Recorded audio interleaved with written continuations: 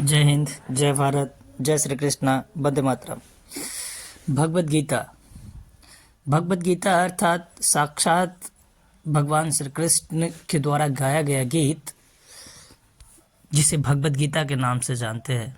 भगवत गीता कोई पुस्तक नहीं बल्कि जीवन जीने की कला है।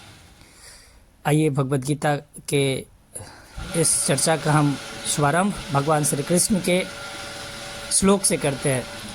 सच्चिदानंद रूपाय विश्वोत्पत्त्यादिहेतवे तापत्रय विनाशाय श्रीकृष्णाय नमः।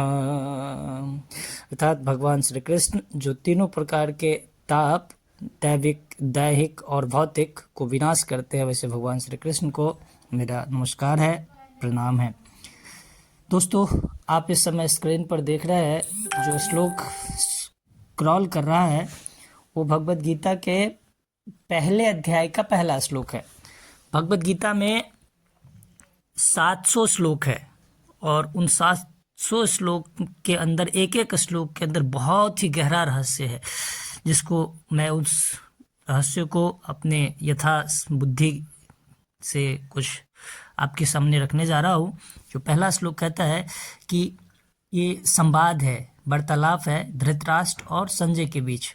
तो धृतराष्ट्र संजय से पूछते हैं, धर्म क्षेत्रे कुरुक्षेत्रे समवेत युयुत्सवः माम का पांडवाश्चैव किम कुर्वत संजय। अर्थात हे संजय, इस समय धर्म क्षेत्र और कुरुक्षेत्र में उपस्थित मेरे और पांडु के पुत्र क्या कर रहे हैं। अर्थात उसको कुरुक्षेत्र को धर्म क्षेत्र क्यों कहा गया है।